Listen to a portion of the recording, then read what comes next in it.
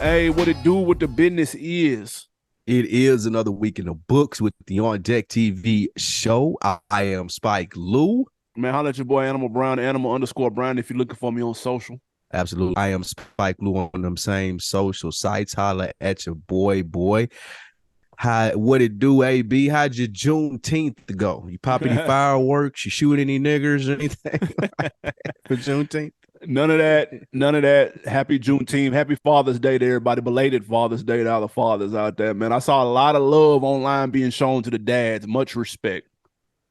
Absolutely, man. Shout out to the dads out there that listen to the show, man. We appreciate y'all holding it down, being accountable for your little ones out there, man. This generation does a great job. Way better generation did. Well, my father's. All right, man. It's been an eventful week. So we're going to get into Boosie going to court and getting his charges dropped and then ended up getting locked up by the feds. The Rolling Stone releases their 100 greatest East Coast song. Drake talks about his involvement with the Yeezus stock that came out and how that fell through. Gunna and Killer Mike both dropped albums. We'll talk about those. But first, since I mentioned Killer Mike, AB, start there. A lot of scuttlebutt back and forth about what Killer Mike did over the weekend with his Michael album. He's been on a hell of a press run, AB. I got a simple question for you, man. One weekend, that's all you've been able to listen to it. Fuck sitting and digesting and all that stuff. Did Killer Mike just drop the album of the year with Michael? I'm not gonna hold you. As of right now, today, it's album of the year. I don't know if that's, and I don't want to downplay it because it's not because the year has been quiet, because the album is fire. But the year has been quiet. Like, let's keep it a stack. I will say this though, and we talked about this on the show. I am not the biggest Killer Mike fan as it relates to his solo music or hell, his group music at that. Killer Mike is one of the handful of rappers I would rather just hear them tell me what they got to say. Just say it in an interview. I don't need to hear it over a beat. I still want to hear what he got to say, and I respect what he got to say. I just don't be wanting to hear it in the musical form. I can throw David Banner and Lupe Fiasco in that same bucket as well. Just tell me. But I will say this though, I was thoroughly impressed with that Michael. I'm not gonna front. The production, it gave a throwback album feel to it. Shout out to Big Jeff in the group chat. He talked about, man, 316s, beat changes, transitions, all of that shit, dog. It's a very it feels like he took his time with it and it took a minute to put together. Well-placed features. I really enjoyed it. Grown man talk on there. Of course, Killer Mike is a hell of a rapper. So I'm glad that he put this out. And I'm gonna tell you what it reminded me of. Listening to it, I immediately thought of Sci-Hi the Princess No Dope on Sundays. It gave me that vibe from an Atlanta rapper on some grown man shit. That's what it sounded like. I put it in the same vein as the Kendrick double album last year and to a somewhat of another lesser extent 444. All in that same realm, but it's very strong. And as of right now, as of today, it's absolutely album of the year. What say you? When you said it made you feel like people that listen to this podcast know, man, one of my favorite albums is Riding Dirty, UGK. And the reason being is because it makes you almost feel like, hey, man, from the beginning to the end, just hop in the car with me, ride with me, let me tell you these stories about where I'm from, who I am, what I do. And I think that Killer Mike did that shit perfectly. You talk about really not wanting to hear his music, more so wanting to hear his interviews, because in his interviews, people like you and I, like we get more from that usually because he's more introspective, talking about more things that we can relate to. And when he's doing his music, it's more so on some rapidy rap stuff, like the Run the Jewels, the stuff with LP, even that music. Even his album, rap music, is more rapidy rap than my taste is. So I was doing a preview thing with the Dead End Hip Hop guys. And I was like, man, I just hope that he do a soulful, like Southern, unapologetic album. And you know how you want something to eat and like you know exactly what it is that you want to eat and you get it and that shit hit the spot because it was exactly what you wanted. That's what this album was for me. Like as soon as I listened to it and got done listening to it, I'm like, this is it. This is what I've always wanted Killer Mike to do based off the interviews that I've seen and the TV shows that I'm a fan of and all the stuff that he does. This is what I wanted from Killer Mike. So yeah, when you talk about album of the year, man, absolutely. And that's not to knock anybody that's came out, and that's not to say that it was just a slow year, but it's just he was talking about this on Joe Budden and how it took him 2 years to do it. And one of the dopest things he said, and what you and I have talked about with music and how it feels different from when you and I grew up, he said, man, I surrounded myself with the greats when I was making this album. He was like, yeah, it's cool for niggas that they're trying to get into the industry. Oh, you make beats and you do all right and you got a couple placements. Like, that's cool. But in this album, that ain't what I'm looking for. I'm looking for the niggas that's perfect. I'm looking for the no IDs. I'm looking for like the niggas that's gonna hold me to a higher standard where, hey man, go in there and do the verse over because you said this one word wrong. Those are the niggas that I'm looking for to work with on this album. And you were saying how iron sharpens iron. And Joe Budden brought it up too when he mentioned, he was like, bro, when I listened to this album as an artist, as an MC, he said, I could tell how hard it was to make this. He was like, because so much shit on here is perfect. I could tell you did it numerous amounts of time and went over it and over it and over it. That nigga said that he had 7 verses for that Joe Budden, for the Andre 3000 and Future song. Damn. He said I did it 7 times. He said niggas kept telling me, oh no, that's it. And then I do another nigga say, oh, that's it. He's like, I did it 7 times just to make sure. He like, that was the type of effort that I put forth on this album. And I think that's the difference when the nigga like a hop in a group chat and say the next day with an album like this, oh no, this is one of the best albums of the year. You can tell the work a niggas put in on it. You can tell the difference from the microwave shit that come out and nigga like, oh, that's all right. I ain't gonna be listening to it in 2 weeks, but it's okay for right now, for the weekend when we out riding because it came out on Friday. But this album right here, bro, I haven't stopped listening to this shit since it came out. Like repetitive back to back to back because it's that good and just appreciating what's on there. So yeah, I think he dropped the album of the year. And not to mention, I got a list of stuff that's supposed to come out this year. And you tell me when there's somebody that you hear that can make a better album probably than this. Offset supposed to drop, Lil TJ, J-Rock maybe, Kid Cudi, Doja Cat, Nas, Schoolboy, Nicki Minaj, JID, Chance, Polo G, Travis Scott, Quavo, Trippie Redd, Future, Metro Boomin. Pusha T has the Gangsta Grills. Lil Wayne's coming out with the Carter 6. Lil Uzi, ASAP Rocky, Roddy Ricch, and Young Thug. Those are the upcoming scheduled releases for the rest of the year.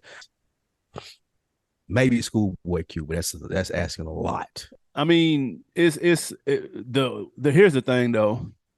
It's usually hard to predict the album of the year ahead of time. A lot of times it'll sneak up on you. And this may be one of them years because out of those people you named, I don't see them putting that type of effort into something like this. That's not to say that they won't put out something good. It's just not going to hit like this Slumber with Jagged Edge where he talk about, you know what I'm saying, who he thought he was going to have his baby mama with and all this type of stuff. Like, it's not going to hit like that High and Holy with Ty Dolla $ign or that Motherless with shout out Aaron Allen Kane, or that Something for Junkies, which immediately made me think of Snowfall and how that ended, or that Spaceship Views when the beat changed from Currency to Killer Mike. I don't hear anybody doing anything like that. Of the people you just named, respectfully. This is a full body of work that took years to put together, you can tell. And like it's very, very, very strong. Very strong. It's gonna be tough to beat. Somebody may come off the top ropes. I don't know who. I'm not even gonna try to name who. If Sci-Hi drops, maybe that's possible. He'll put some shit into this right here, but I don't know. I don't know who else. It won't be Roddy Ricch, respectfully. And just for the simple fact of what you said, man, like who else is gonna take this much time and do these many things and put as much effort into the album as we see with this? I don't see it. And you got to think, Killer Mike hasn't dropped a solo album, bro, since 2012. 10 years, damn. It's been 10 years. He got 15 years off to get he had 10 years to get shit off his chest. So he said something really important too on this interview. He said, man, I wasn't comfortable with, he said that COVID almost took him out. He said he was down 2 weeks with COVID. And he said, I wasn't comfortable with going out with niggas saying, oh, he had a lot of potential. Like I had to have a project that met the potential of what people felt that I am. And that was some powerful shit to say. That's real. And then backing it up, right. So that was dope as fuck. Hey, boy, that COVID, boy, listen, had a lot of niggas rethinking shit. Especially if like you a husky nigga. Hey, that COVID was scary. He said they had him down 2 weeks, nigga. Sheesh. When the last time nigga just been down 2 weeks? Like niggas just don't be down 2 weeks for nothing. And wondering though, and you done heard shit, and you like, man, niggas is dying. Like, I don't know if I'm gonna make it. I don't feel good. I can't bounce back. Hell yeah. Niggas ain't playing. Real quick though, speaking of that though, rest in peace. We'll take it to Houston real quick. Rest in peace, Big Pokey. Man, passed away. They said he passed out during a show, which is crazy. That's scary as a motherfucker. And then succumbed to whatever it was. They haven't officially announced it, but Houston legend, Big Pokey. I see two reports. One he was 45, one he was 48. I don't know what's the correct one, but condolences to friends, family, and fans for sure. Absolutely, man. Next up, man, Gunna. Was a somewhat eventful weekend in hip hop. Gunna dropped his album, A Gift and a Curse. All him, no features whatsoever. He bet on himself, man. Dropped the album Dolo by himself, 15 tracks. Did the gamble pay off? It's still hard to say. Because I haven't listened to it. I haven't gotten to it yet. I've been listening to that Killer Mike. But a lot of the back and forth that I've seen is some people saying, oh, well, you're listening to a rat, of course. And then some people like, man, I don't give a fuck about none of that. This shit bang. Like 15 for 15 tracks. I ain't got nothing to do with him. YSL, Street Life, I don't care about none of that. The nigga put out good music. So you brought this up earlier, and this is going to be the key to the answer to this question is, how are his peers going to respond to it? What's the industry going to say? Is he going to be able to get features in the future, or does he going to have to keep doing it this way? Like, I just got to keep making banging ass music that the people like, and I ain't going to get no spins. I ain't going to get no features. I ain't going to get no top end production because nobody fucks with me. And I've seen a lot of nobody fucking with him as far as from his peers. Yeah. Like I seen like the Young Thug drop the barcode for his shit. And I've seen niggas who are on a lesser status, of course, from him. So they got a lot to gain from all be like, fuck Gunna. And they saying, oh, we don't listen to him. He's a rap. But again, I've seen a lot of people, this regular people, I'm here for the music. This banging. Like, yeah, I'm not going to not listen to this because this is banging. So it's kind of a gift and a curse. Maybe he goes independent. Maybe it continues to take that route where he has to be independent, or maybe his peers start to open up. Yeah, I will say I did check it out. I was interested to hear what it sounded like, and it is actually pretty good. The 15 for 15 is gas. That's people gassing it, but it is good though. And I was actually surprised. He does sound lonely on there though. Not gonna lie, he does sound boxed out. He does sound like he wants to go kick it with his friends, but they're beefing right now, so he can't. But with that being said, I got to give it to him because this is all him. You don't see, how often do you see somebody put an album out with no features in 2023? Like, it's rare. So for him to do that on here and for it to sound the way it does, because it does sound good. There are some joints on here that bang. Not even gonna lie. I think I may have heard one producer tag on here. Like, I'm looking at the producer list. I don't know most of these niggas. Shout out to Kenny Stunton. Shout out to fucking, Dobson and Flo. Who the fuck is, I don't know who that is, but salute to them because they laced him with some heat. But I wanted to know, could he do it by himself? Could he do it without the big dog producers? Could he do it without the big dog features? He dropped a couple of videos. He's Dolo in all of the videos. Like, and you kind of feel a certain type of way. Like you said, the industry seems to be boxing him out, but the overwhelming sentiment online was, hey, this shit actually kind of riding though. Like, and so I guess that's really all that matters. That's who's going to buy the tickets to the show. That's who's going to buy the merch, and that's who's going to stream it. So I will say this, it's easily better than Dirk album. Yeah, I know. Really? Man, it's frying that. By far. Frying it. And a lot of people saying that online too, and they were not lying. So does that, so let's say you worked at 300. I think that's who YSL on the well. Yep. Like, do you put more money behind the deluxe? Are you trying to get people to place on this album? Or are you just continue like, I'm just going to see what it do? No, this was a good test run to I like that he's putting his head down. And he's just putting in the work. Let's just see what happens. Like, see what the sentiment is online. The same way, nigga. Anytime anything controversial goes on, man, people do research and development. They check the temperature. Nike checks the temperature before they decide if they're gonna cut cap or not. They check the temperature, dude. They send out surveys and all kind of shit, dude. Like, it's too much money on the line to be guessing. So this is a way for them to check the temperature list. I'll guarantee they all in the comments checking. I guarantee they all on Twitter searching the name, see if it's trending and if it's trending and for what. And so I think you make your next move now based off of that. But it is a good project though. That Fuck You Mean banging, that Rodeo Drive is banging. That Back to the Moon is tough. It's some good songs. Like, I can't even front. And I'm not the biggest Gunna fan at all. And I was like, I found myself kind of riding to him like, oh, okay, this shit hit. So the thought process of the label would be, if you can make an album like this by yourself, then we would fund another one that may even get more recognition. Yeah, we'll see what the numbers say when at the end of the day, how many streams for real it got. Yeah. Because it's definitely still on the YSL, and that barcode, that clock that Young Thug shared, Gunna tweeted, he reposted it. So I mean, for whatever that's worth. Wouldn't you if you was Gunna? Yeah, I guess. Who knows if that even hit? If he's running the account? Exactly. Yeah, ain't no all right, man. Next, moving on to the weekly quick hits. AB, your man, Drake. He wanted to narrate Kanye's Genius Netflix documentary that was so popular. This was shot down by Kanye West at the last minute. You being a big stand of both guys, how do you think this would have made the documentary even better, or just as it was?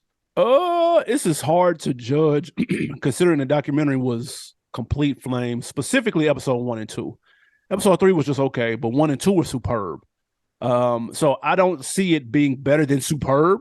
So I'm going to say they made the right choice, although I can understand why Drake would think that would be epic. This was like literally the last week that it was supposed to be available. He was like, yo, let me narrate it. And if you remember, Kanye put out a tweet of a text that was going to say, Drake narrate my joint or whatever the case, but he deleted it and it never happened, obviously. Yeah. Drake thought it would have been a big deal for the culture, of course, because they got an on again, off again friendship, love, hate. I don't know what the fuck they got going on, but Drake wanted to make a moment for the culture. And I actually respect the fact that was the thought process that he was going with. Now, is there a little bit of make the moment more about me and let me insert myself into this? Maybe so, but it is true that it would have been a moment, but it didn't need it. Kanye's documentary of him talking shit in 1998 about how he's going to be the next big thing and then turning out to be Kanye is enough of a moment. So it didn't necessarily need it. It would have been interesting to hear, though, because Drake is a good actor. And so I have no doubt he would have been able to narrate it and done just fine. It wouldn't have been a distraction. It wouldn't have been Nas on Belly. He wouldn't have sounded like him. But I'm glad they didn't do it. Shout out to Nas on Belly. Man, that was a play from Drake, and yeah, that was a play from Drake. Kanye seen that shit coming from a mile away. Like, nigga, you ain't finna put your name and your voice all over my shit, nigga, that I'm making for the culture, and now you tying yourself into it. This is probably Kanye's problem that he had with Drake in the first place. Like, he was always scared of him taking over or scared of him being right on his heels as far as making hits. So now I'm gonna let you narrate my fucking documentary. No, thank you, my nigga. Like, LeBron can't narrate Michael Jordan's Last Dance. Like, if LeBron had hit Jordan, I'd be like, man, I know you did Last Dance. Let me redo it and let me put mine. Like, nigga, get the fuck out of here. You know, get lost. Drake is a beast, though, because I don't know if he thought that he would get that off or he thought that nobody would see that coming. But a nigga like Kanye, who's always been skeptical of Drake's like being on his tail anyway, there's no way that I would have seen him letting this get off, because it's means more for Drake than it does for Kanye. Like, if I'm the nigga that you calling, I feel like you said, because Drake is a good actor. Like, bro, he does this shit. He would have made that shit probably even better. And now it's tied into like, man, you heard the version with Drake versus have you just seen my documentary? Like, no, nigga, I'm not letting you in on this. I'm not giving you any credit for this, nigga. This is my documentary, especially like knowing how Kanye thinks. So, yeah, I couldn't see this happening at all. It would have been dope. It would have been dope to see her here one time, just like to have be a like. It would have been dope, even more so, not him narrating it, but almost like they do in sports when you have the Manning cast. If you could have Drake like sitting there looking at it, talking to one of his homeboys and whatnot, and just getting that feedback as it's playing, something like a Manning cast type thing, I think that would have been fire as well. Yeah, but no, that'd I'm be not cool. letting you doc. I'm not letting you get the fuck out of here, nigga. Yeah, that'd have been something like a director's cut. You know what I'm saying? Yeah, When a something like director that. be talking over that. Now that'd have been cool. That would have been dope too. Not no official version though. Like, get the Yeah. fuck out of here, nigga. No, I ain't mad at that because if there was another version, they did this with Justice League. They had the full unedited, like 3.5 hour long cut on HBO, and people were like, "Damn, this shit hitting way harder." That would have been cool if you would have had the Drake either narrating or the Drake commentary version in addition to the regular one. That would have been kind of dope. Right. But yes, had he put his name on this and it ended up being fire, you better believe people would have been giving Drake credit for the documentary being fire, and never living that down. Hated that. Never living that down, nigga. A fact. Next up, man, another day, another list. Rolling Stone has released their 100 greatest East Coast songs list. It's Rolling Stone, it's rap, it's bound to be controversial. I'm going to run through the top 10 and we'll see if they got this right this time. Remember last time we talked about Rolling Stone and list, it was the top 100 West Coast songs. Number 10, greatest rap East Coast songs of all time is Bobby Shmurda, Hot Nigga. Stop right there. That's impossible. Number 9. Impossible. What? Bobby Shmurda is the top 10. I ain't even an East Coast rap fan, bro. Like, what are we talking about? That's crazy. That's nuts. Number 9 is Lauryn Hill, Lost Ones. Number 8 is Mobb Deep, Shook Ones. Number 7, De La Soul, Plug Tuning. Number 6, Jay-Z, So Ghetto. Wow. I tried to put that on in the barbershop this weekend, and niggas told me to cut that off. East Coast rap fans. Wow. It's not. It shouldn't be the. Well, let me see what else. Number 5, Eric B and Rakim. Eric B is president. Number 4, The Message, Grandmaster Flash, of course. Number 3, Juicy, B.I.G. Number 2, Public Enemy, Rebel Without a Pause. And number 1 is Wu-Tang Clan, Cream. So the best Jay-Z song of all time is So Ghetto. Wow. That's crazy. Is that the most East Coast one? Like, is that? I mean, because that's DJ Premier on the beat. Maybe that's it then. Yeah. Maybe that's still. It's still crazy though.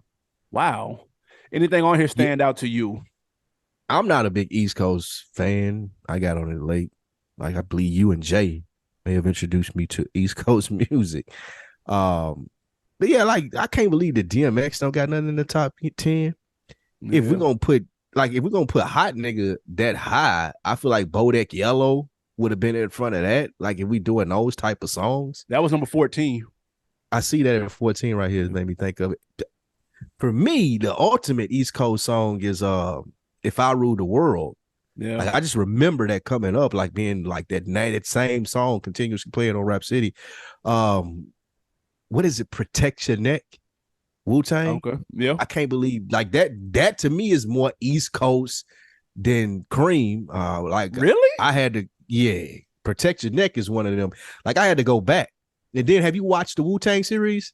Like, no. I like the how it snowballed and like people calling in and shit for it. Like, that was fire as well. But yeah, I think maybe that has more about lore than it do the actual songs. But I'm the wrong nigga to be judging an East Coast list, but this is some slaw. I don't understand how. So All About the Benjamins is 20. I can see something like that. Pop Smoke, Dior 18 over Benjamins. I fuck with Pop Smoke. That's insane. Why would that be? Like, bruh, Stop, Drop, set up like the Rough Riders anthem. What are we talking about, bro? Like, it ain't top 10? Bro, that's weird. It's some weird shit on here. I'm not gonna lie. It's some weird shit on here. Rappers Delight 32. We gonna make it 34. What's Lost Ones? Is that the Lauryn Hill? Is that the famous Lauryn Hill song? Yeah. Lost. I mean, she got a couple though. Young and May, ooh, number 43. That's cool. Bruh. Lean Back. So hold on. Lean Back is 48. But Pop Smoke Dior made the top 20. Like, what am I missing, dude? Yeah, like I, Juicy. I mean, not Juicy, but One More Chance remix. We talking about East Coast songs, like, bro. What are we like? What? What are we talking about, bro? Dog, Slam Onyx. Is that on here? Did you see Slam Onyx on here? I don't, but I see Naughty by Nature OPP is 100. That's crazy. That's disrespectful, really. They have Wale on here. Yeah, I saw that Pretty Girl. That's crazy. Yeah, is that we count that as East Coast? I guess. Old Boy being number 30. What do you think about that? I'm not a fan. You know, I'm not a fan of that song. That's crazy. I don't really like that song like that, bro. How is it It's possible? just okay. No, not Old Boy. I fuck with Cam Old Boy. strong. You talking about a different Old Boy? You ain't I don't fuck with that the... song like that. What about Dipset Anthem? Yeah, that's the shit though. Should that be on there? Okay, got you. Ah man, Freeway, Ballin'. What We Do, number 80. Where is Ballin' at, dude? Jim Jones. Like, come on, bruh. Don't even do that. Yeah, nah. Like, that has to be on here. Nah, Jim Jones ain't making it. If OPP is 100, then Jim Jones Ballin' didn't make it. I hate to break it to you. That's crazy. Because Azalea Banks has a song on here. Lil Uzi Vert, EXO Tour Life, 64. You didn't hear me say Azalea Banks has a song on here, dude. I didn't even know she rapped. I ain't even gonna hold you. I just thought she was a person that just existed from the internet. I didn't even know what she did. Ice Spice Munch, number 60. That's crazy. How much they pay to get her right there? Hey, man. Hey, how much did they pay to get her right there? That Ice Spice PR, whoever is PR for Ice Spice, is PR of the century. Yeah. They legends. Whoever doing that is a legend. Yeah. They just doing this Ice Spice shit for recreation. Like, this ain't even, their career is made already. Dipset Anthem, 56. Made You Look, 95. Wow. Roddy Rebel and Bobby Shmurda having 2 songs on the list is crazy. That computers, even though I fuck with that computers was banging though. It was, but top 100 East Coast songs of all time. They don't need 2 songs on here, dude. Right. Every song on Ready to Die can be put on there before this, dude. Bobby Shmurda on the list twice is insane. That's insane, nigga. Woo. What was 50's highest one? Wankster. Yeah, Wankster was on there. Maybe in the 40s, I think. I could be wrong, but it's on here though. That feels disrespectful. Where your man's at? Fat Joe? Ooh. You said Lean Back. Yeah, Lean Back was on there. That Lean Back was 48. Dreams and Nightmares intro 57. Man, bro. Jesus, this list is atrocious. Yeah. Fabulous Cuffin Season. What? Fabulous. Oh, Wankster was 36. Should be on here.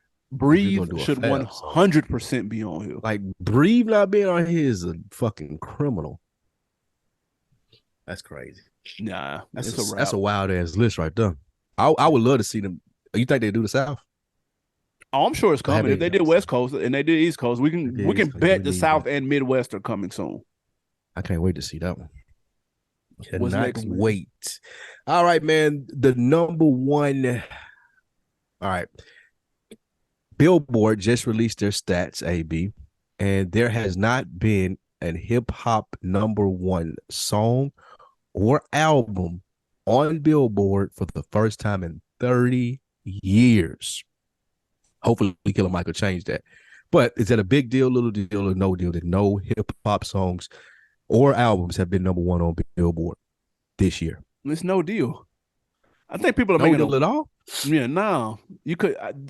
All of the people who were used to seeing go number one all have legitimate reasons why they haven't released this year yet. Either they released last year or they got something coming soon. Travis Scott hasn't dropped yet. It's coming soon. But there's a rule change that they waiting on too, right? For the bundling shit. There's a bundling rule change. Yeah, there's a bundling rule change that Billboard or whatever, whoever counts the records, like, you know how they changed it from that bundle shit a couple of years ago? They're changing it back. And they're saying that that's the reason why music has been so slow for hip hop. Nobody wants to leave those sales on the table per se. Now that makes sense. But if you look at the usual suspects. Travis Scott, Utopia is coming soon. He's been promoting it lately. Drake just dropped last year, so he's not going to drop again 2 months later. Kendrick, nigga, all of the usual suspects. Lil Baby dropped last year. Anybody that normally does numbers. Cardi B is Lauryn Hill now, so she's not even dropping anymore. Like all of the usual suspects. Kanye's canceled, we think. I don't know. Like J. Cole is prepping his new shit. The fall off should be coming soon, but it's not coming. It's not here now. So everybody who is usually on the top of Billboard hasn't come out yet. Now, where I would be worried is if all those people we just named came out this year and there was no number one album or song, then niggas need to be worried because that means they put out some bullshit. Kendrick dropped last year. Like, you know, like all these people that we're naming who would traditionally do numbers and be known as Billboard artists, they either came out last year or they're about to come out. So this is no deal, in my opinion, for that reason. But you have had drops from big artists like Dirk. He just dropped. Moneybagg Yo, I think, is considered a fairly large artist in today's terms. How many number ones does Moneybagg Yo have, dude? Like, I was about to ask you that. Does he have any? Do you know him having any number ones? I can look it up while you talking. Him, Dirk, Killer Mike. I know he doesn't have number ones either. But I think where people would pose the question is, are you worried about hip hop? Because maybe in previous years when people like this dropped, they were able to get number one solely based on the popularity of the genre. And now your man Trippie Redd came out and said something about this because he was responding to something that happened on a podcast or whatnot. And they were saying essentially what we've talked about before, that there are no superstars stepping up in hip hop, taking it to the next generation. So with that being said, you have Latin music that's surpassed hip hop right now, and country music is on a resurgence as far as the more popular brands. We talked about for a long time on this podcast over the last 10 years how hip hop was the most popular brand of music, and it seems that that is not the case anymore. Again, Bad Bunny and Latin music and country. What's the nigga name that was on Dirk album? Waylon, whatever the fuck his name is. Morgan Waylon, whatever the fuck his name is. People like that are smashing the game, and there's nobody in hip hop that's coming close to them. That's where the concern lies. They haven't dropped yet, dude. There's people in hip hop that come close to those people. Their names are Drake. Their names are J. Cole, Kendrick, and Kanye, dude. And Drake Travis playing Scott. around dropping dance albums. Travis Scott just got 100 people killed at his last concert. And like there is something to say about the absence of those people, though, right? Like you're just saying, just because they dropped an album last year that we ain't going to hear from them. Yeah, they have reasons why they haven't dropped. That's what I'm saying. When Travis Scott drops, it's gonna go number one. We can go ahead and put that. We can go ahead and put that in stone right now. Will Killer Mike go number one? Who knows? Travis Scott will. Like that. So you're saying that there's some people coming down the line that you pretty sure are going to change that. Absolutely. And that one being Travis Scott. Okay. For sure. And to clear up, Moneybagg Yo, his album A Gangster's Pain 2021 went number one. Yeah. So there you go. Shout out to him.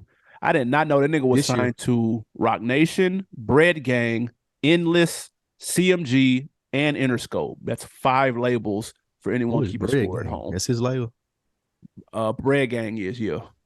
The other 4 are not. Oh, well, shit. I mean, he dropped the album this year. I wonder how hard, and I know Dirk got a number one. I would have thought that Dirk would have got to number one. I think the single did go number one.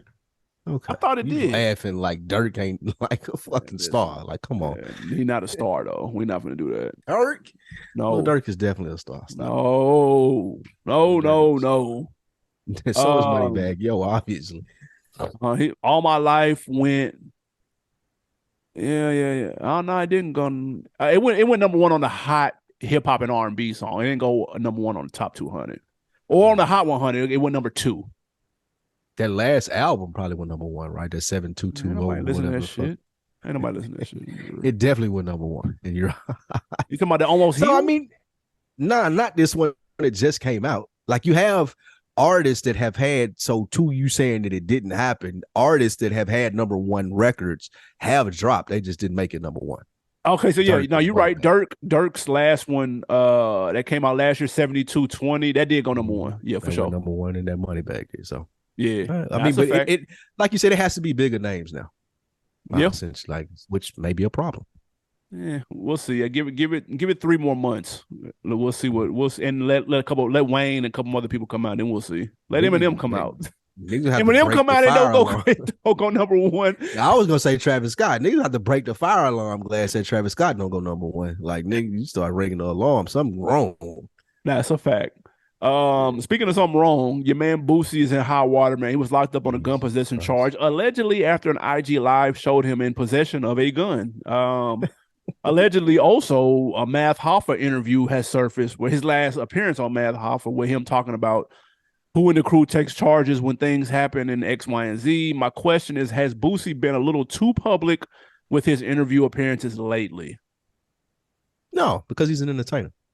I don't think that Boosie's a gangster. I don't think, well, again, I'm not saying that to take anything away from his credibility. I just don't think that he participates in that lifestyle anymore to where he would have to be worried about his visibility and what he says on camera. I think that he carries himself in a way where he's careful enough to cover up what he does do, to where I can go and I can be Bootsy and I can make money off being an outrageous personality. Now, will that offend people who are going to have a hard on for you? And even if you think you move in the right way, they're going to find the smallest things to lock you up for. Then yes, that does happen. Like, you go have a state charge that's dropping, the feds picked it up because they may be looking for publicity, maybe re-election. I don't know what the case may be. Maybe it's just based on previous record where the feds would pick up his case, but it's not just because he's being visible.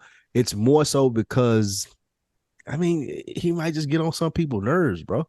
And that's possible. Like, people could have a hard on for him that are in high ranking positions that see this or have got whims of this or don't listen to all of it, listen to bits and pieces of it, and now I want to lock him up. All of those things can happen. And when you're a felon to get caught with a gun, 5 to 15 years, which is what he's facing, it's ugly out here. Like, yeah, it ain't too much you can do. But I don't think hiding or not being on any one of these shows would have prevented this from happening. I feel like had this been a Vlad clip, niggas' stories would change, but I'll let that slide. For details, Vlad the police. Vlad would have called them when he walked out. Yeah, he was just talking about the gun. I think they got him in the truck. Y'all pull up now, y'all can catch him. The tone of this conversation will be completely different had it been Vlad and not Math Hoffa. Let's be very clear. Man. But he's doing the same shit on there. They're asking the same type of questions. But really, Boosie was at a hearing in San Diego for a gun charge that he had in May. Those charges were dismissed, but then when he walked outside, the feds got him for felony possession of a firearm because of an Instagram video. When he had it, he was on Instagram Live. Instagram Live is getting niggas jammed up out here. Add him to the John Morant and all that bullshit. But no, on a serious note, I don't think that the interviews had anything to do with it. I don't think him being more public necessarily may have anything to do with it. But I knew this was serious when he sent the tweet out about apologizing to his kids. That was because at first I was like, what's the big deal? But then when he put that kind of changed the tone of it. That made it seem like it's more serious than maybe, I personally had thought initially. You said he facing 5 to 15? That's insane. Felon with a firearm. They caught him with 2 guns in San Diego. And catching him with those 2 guns, of course, like, and again, I'm sure he has good legal representation in a lot of ways that this could play out. Even with the clip on IG, that's a prop. Like, I can say that's a prop gun. There's no way that they can prove it ain't. You know what I'm saying? Like, I can say, my lawyer, if I got a good lawyer, like, this is a prop for a video. What are y'all talking about? Now, when you have the 2 people that got caught, you have the 2 guns that he got caught with, there are other people in the car. The interesting thing becomes now is, are they going to let those people take those charges, or are they going to stick them on Boosie? Because if they do stick them on Boosie, that's when you get the 5 to 15 because he is a felon and they not supposed to have firearms, ammunition, anything like that. And then in California, you're not supposed to have them anyway. Well, those are the things that you deal with. And then you talked about the state. The state will drop a case if the feds are paying. Well, the feds and the state, how it works is if the state has a case that the feds feel like that they would do a better job in prosecuting, then the state will drop the case and the feds will pick it up because they have a higher conviction rate. Yeah. More money to use. So like if the state ain't got enough money and they like, oh, we're gonna drop it, fuck it, it's just we'll make them pay a fine. The feds can't come in and be like, nah, we want to take this shit to trial. Like, I think it's fair. I think it's fair now though. It definitely is. Like the state dropped the case, and that's what he went in and they dropped the case, they threw it out or whatnot. But again, the feds can take a look at the case. Usually they working with the state though. So the state knew that they was gonna pick it up when they dropped it. That's which is probably why they dropped it. So yeah, long road ahead from him, man. Yeah, he probably looking at maybe 2 or 3 years of fighting this in and out of court. He'll probably get bail here pretty soon. Have to go back and forth to court. I honestly could not see him doing 5 years behind this. There should be too many fail-safe things in place from the way that Boosie talk, like from having a good lawyer to having people that's going to take this charge. Like it should be so much stuff in place. Like it's going to be an inconvenience for the next 2 to 3 years, but I couldn't see him going to jail for 5 years behind this. Do you think him selling his Rolls Royce was a coincidence? Because he was incarcerated and it posted on his IG page, Rolls Royce coming for sale, 240,000 cash only. They said that may have been an older post, like just resurfaced. But yeah, when niggas get locked up, it's a fire sale. So I could see that absolutely. Yeah, but I think he got more money than that though. Like he should be good, but help you, bro. Yeah. Hey, that's a quick 240 though. Yeah. For the record, a 2023 model is 350. Anybody wondering how much a Rolls Royce? How much was that one? I mean, what year was that one? It didn't say. He didn't say what year. He just said it was 240. What nigga is DMing him on the inquiries for that though? Like what nigga got 250 cash? Hey, trust me, somebody looking for a Rolls Royce color that's a steal, quote unquote. Absolutely. Somebody saw that. I don't need no financing and then I got the 250. I'm gonna pull up. It's crazy. I was looking for one of them. Nigga. Mark Cuban, some of them. I've been looking at one of them. So why you want 250 cash? Damn, that's crazy. Facts. Yeah. All right, man. Your man Gucci Mane, he's been out promoting a brand new album called A Breath of Fresh Air. He says following the murders of Dirk and the guy that was on his label. Dirk? And, excuse me, I'm sorry, Dolph. Damn. Following the murder of Dolph, the guy that was on his label, what's his name? You remember him? Big Scar. Big Scar. I mean, he wasn't murdered, but he died. Yeah. And Takeoff. He said that has gave him a new reflection on life, and he wanted to stop highlighting his ops and highlight murder and things in his album and wanted it to be a breath of fresh air. And hopefully that would be a leading of the new generation of things to come. What say you, AB? Do you think that Gucci Mane could pull this off? I mean, yeah, he can. Well, here's the thing. Gucci Mane's music is not relevant in 2023. It just doesn't have the same impact. I'd be interested to listen to it though. I would check for this now more than I would if this was Gucci Mane East Atlanta Santa 5 and it was just the same shit. You know what I'm saying? Like I would skip that. Now I'm interested to hearing it. But do I see like this making a big wave with the culture overall? To be honest, not really. Although I did like the song that he had about Dolph. I thought that was super dope. And I know he talked about he had the other song about not naming ops anymore. I thought that shit was dope too. Actually, it was a good song, but I don't see this having a huge impact. But I respect Gucci in this space that he's in. This is what makes Jay-Z so relevant still. He's always rapped at the level that he was at. And it does not make sense for Gucci Mane to be married with 2 kids, living in a high-rise mansion, dude, and like wherever the fuck that he lives at, living the good life and rapping about ops. So it doesn't make at some point it doesn't hit the same. And it's probably been that way for several years now, but people they have themselves in a box and they think that they have to fit into what they maybe came up on 10, 15, 20 years ago, and they never evolved musically. He's evolving musically, and that's kudos to him, and he'll get a stream out of me. I'm going to check for it. But I don't think it's gonna make an overall impact on the game. What about you? I'm not sure because the first thought that I would have is, yeah, of course, his music is not as relevant as it once was, but we always talk about. We even did a show on the Gucci Man effect. He is one of those rappers who guys look up to. Even with he got a new single out with Lil Baby on there. Yeah. Like, so I think that the guys who are popular right now still do hold some sort of respect for him.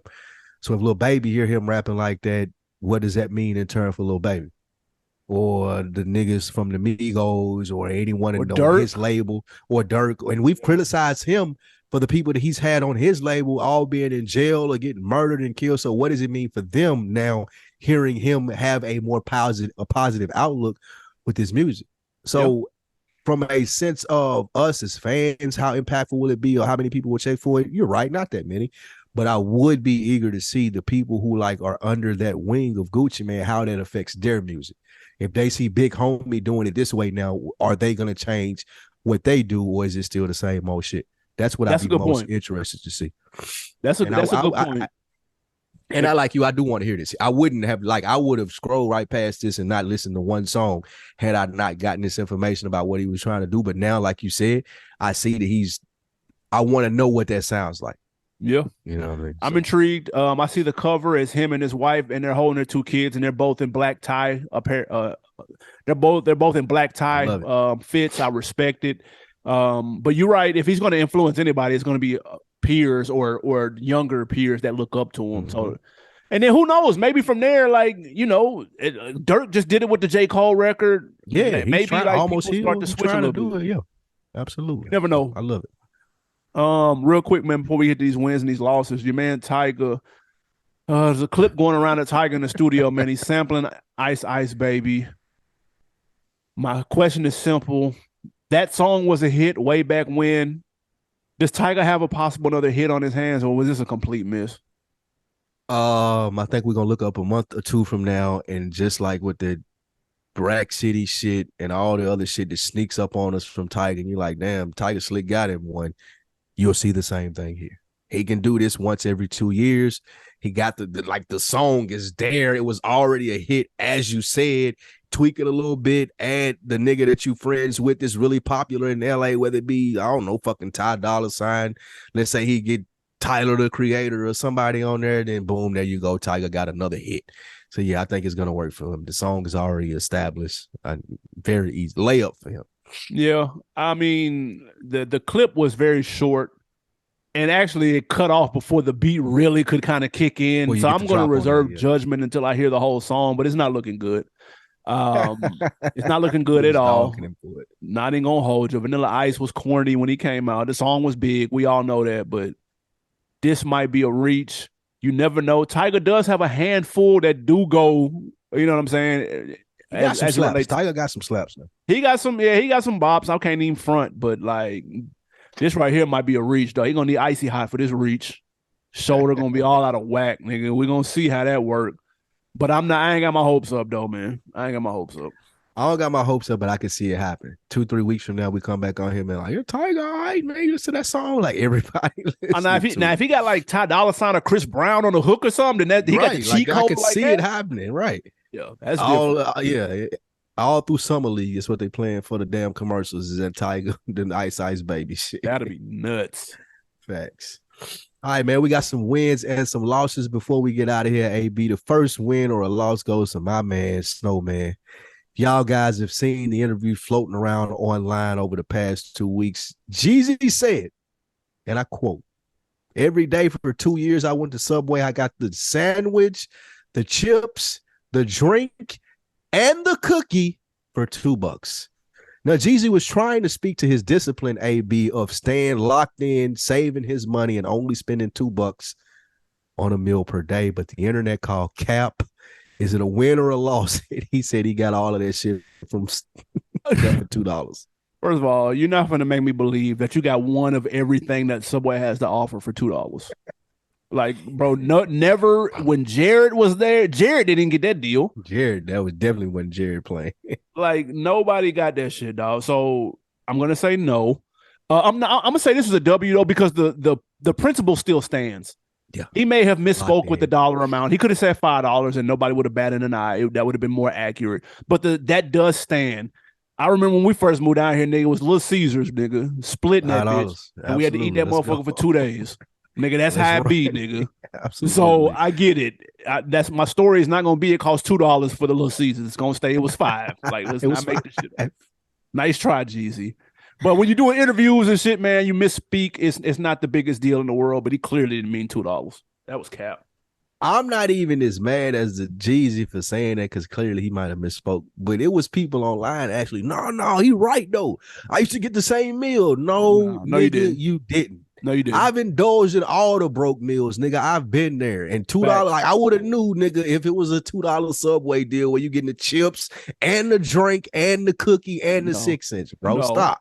No. It never happened. It was never existed, a time in life where it happened, bro. It wasn't. $2? And then you gotta have $5 to go to Subway. Like at least it's all, like that's always had to have $5 to go to Subway, bro. That's the barrier like the $5 of foot long. That's the barrier. Yeah, that's the bare minimum, bro. Bro, you can get a Subway for less than $2. You can get the foot long for $5, or you can get the 6-inch meal for $5. Which one do you want? What you want to do? You want a long sandwich or you want the sides? What you want to do, dude? You got chips at home? You got Kool-Aid? All right, you already on deck. Just get you the foot long. You ain't got nothing at the crib. Go on and get the meal and stretch it out. Eat the chips later. Run the sandwich right now, bro. I didn't been there, but you didn't get it for $2, Jeezy. You didn't. I promise you, bro. It did not happen. And I love you and everything, though, man. It didn't happen, bro. All right, man. Next winner or loss is Juvie is having a 400 degrees anniversary show, AB, but it's in New York City. New York City, we need that Pace Picante drop right there. Like, Facts. What? Is that a win or a loss? That's an L. It's an L, man. Juvie, you already didn't know what Tiny Desk was. And niggas had to be like, bro, no. Do that. You need to do that. He's like, oh, shit, I didn't know that. Somebody told him to do an anniversary concert. Thank you. You forgot to tell him he needs to do it in the South at least. At least in the South, dude. Like, what are you doing? Unless you're trying to sell out MSG, which that's not gonna happen. Not gonna happen. Why are you not in the South with this, bro? Like, that nigga come on, man. Did this in Houston. I ain't even saying it got to be Louisiana. He could have did it in Atlanta. He could have did that shit in Orlando, Miami, nigga, Tampa, anywhere but New York, Charlotte, bro. Like, come on, like yeah. Nigga, you could have did that shit in Charleston, South Carolina, dude. Like, why would you do this in New York? Just setting yourself up for that. Maybe the bag or the promoter was what he wanted it to be, man. Somebody ain't asking for their money back on the show, but that's crazy. Would you go to that at Fox, though? Absolutely. Yeah, but I was just listening to that 400 Degrees in the barbershop over the weekend. It was ironically, it was a nigga from New York that he was talking about how that was the first shit from down south that he fucked with, and he was listening. He said he couldn't figure out what it was, and it was at UPT off at 400 Degrees. He was like, niggas was going crazy. He said he was about 12 or 13 when that came out, and he said niggas in Brooklyn and shit was going crazy. For that was the first nigga they ever fucked with from the south. It might go up then. That New York show might go up then. It might, but it still ain't gonna hit like that motherfucker would have hit down here in the A or New Orleans or anywhere down here. All right, man. Last winner or loss, your man's Kendrick Lamar obviously is trolling on IG, rocking the epitome of what makes your blood boil the most, AB. Kendrick is on here in fake J's, bro. He's trying to make it a trend. Is that a win or a loss? This is a win because Kendrick has a burner Instagram that is hilarious, dude. And this was one of the pictures trying on fake Jordans in the little bodega in New York or wherever the fuck he was. That shit was hilarious, dude. I'm not gonna lie. This was funny. This was good. This was a very nice troll. He was rocking them. I know his feet were killing him in there. Toe up. Bro, bunions and some more shit. But it's a W because this was a good troll. I'm not gonna lie. This was funny. Yeah, it was a good troll. W because I mean he ain't known as for fashion anyway. Like it ain't niggas shouldn't be like shocked that Kendrick Lamar is doing that or trolling in that sense. So yeah, I say it's a W as well because it got the people to talk. People are talking about Kendrick Lamar with the Hillbilly song, with the fake burn or whatnot. So it keeps me interested in what he's doing next for the PG Lang shit. So I'm here. That's a fact. Real quick, what we got for our own Decker of the week. We're going to YouTube, man. Shout out Bakari. if we had to put a rapper against himself in a versus, like Wayne said, how about Rockefeller Hove versus Rock Nation Hove? I ain't mad at that. I think Rockefeller Hove might get him though, but I'm not mad at it because he got more. Rock Nation Hove got the bigger hits though. Like that's Running This Town. No, that's true. Yeah, that's like New York, the auto tune. Yeah, that's true. Yeah, that's a good point. Yeah. But he got, but Rockefeller Hove got the classic albums. That's Black Album. That's Blueprint. That's Reasonable Doubt. That's American Gangster, I think. Versus, what are y'all doing? There's so many opportunities, bro. I was just thinking about this when we were talking the other day, bro. To kick it back off, what they should do is the easiest shit, like what got copied from us so many times. The versus bracket challenge, like if they do that in April or March, like a nigga gotta, like, you do 8 rappers and you gotta make your way through. That'll be hard. Play the same songs or play different songs. However you make your way through the round, my nigga, you just gotta win the round. Like they got like 8 like prominent rappers to do that in March or some shit. That'll be fire. I agree. Niggas will be tuning in and talking about that every week. Versus, my email is on the site. Holler at us and we will let you know. But what you got to put us on this week, AB? To the movies, man. Blackening, recommended, better than I expected. Go check that out. Flash was just okay. I ain't gonna hold you, but I'm not big on DC movies. And on TV, check out Hulu's Saint X, the little mini series. I think it was only 8 episodes. It's pretty good, kind of like a whodunit type joint. You know, that's right up my alley. Pretty good. Those are my put-ons for the weekend. Check that out. I'm going to double down because I really want people to experience this movie. I liked it. I'm not a big movie buff as you are. I go every now and then if something catches my attention. And The Blackening did. The Blackening caught my attention. If you can, man, go to a popular theater in your area where Black people will be there. That adds to the experience, the interaction. It's a very interactive movie. Leave some lines out there for the niggas to say in the audience and shit. So it's a very good experience. Like you said, the movie was better than I expected. The experience made it even better. Singing along with some of the shit and stuff, that was really dope. So The Blackening was a dope movie, man. Y'all go check that out. If you were on the fence, it is worth going to check out. Absolutely. And skip that Idol on HBO. Don't even worry about it. Oh, don't even worry about it. I'm gonna try to make it through 6 episodes. It's the epitome of mid. Not even gonna lie to you. I'm hot about it too. I thought the weekend had a one. It's dumb mid too. That shit ain't nothing. Until the next time, guys, do us a favor, youtube.com/OnDeckTV show. Leave a comment, subscribe, like, all that good stuff. Anything else before we get out of here? Absolutely not, man. It's the On Deck TV show. As you said, we are out. Yes, sir.